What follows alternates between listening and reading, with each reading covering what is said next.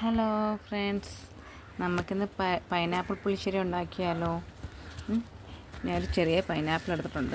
ചെറുതല്ല, എന്നാലും ഒരു അത്യാവശ്യം വലുതാണ് സാധനം. ഇവനെ നമുക്ക് മൊത്തത്തോടെ ആവശ്യമില്ല, നമുക്ക് കുറച്ച് മതി. കുറച്ചെടുത്ത് നമുക്കിത് അരിഞ്ഞ് ഇതിനെല്ലാം ക്ലീൻ ചെയ്ത് ചെറിയ പീസായിട്ട് അരിഞ്ഞ് വേവിക്കാൻ വെക്കണം.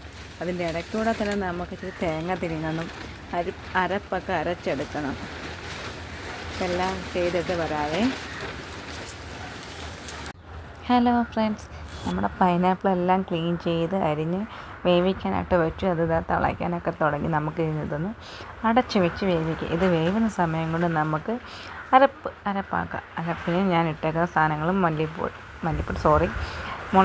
മഞ്ഞൾപ്പൊടി, ജീരകം, വെളുത്തുള്ളി, ഇഞ്ചി, പച്ചമുളക്. ഞാൻ വെള്ളം ഒഴിച്ചിട്ടില്ല. വെള്ളം ഒഴിക്കാതെ തൈര് ഒഴിച്ചാണ് ഇത് അരച്ചെടുക്കുന്നത്. തൈര് ഒഴിച്ച് നല്ലോണം അരച്ച് പേസ്റ്റ് പോലെ അരച്ചെടുക്കണം. എന്നിട്ട് നമ്മൾ വേവിച്ച് വെച്ചേക്കുന്ന പൈനാപ്പിളിനകത്ത് ഇതൊഴിച്ച് കടുകും പൊട്ടിച്ച് ഒന്ന് ചെറുതായിട്ടൊന്ന് ചൂടാക്കി എടുത്ത് കഴിയുമ്പോൾ നമ്മൾ പൈനാപ്പിൾ പുളിശ്ശേരി റെഡി.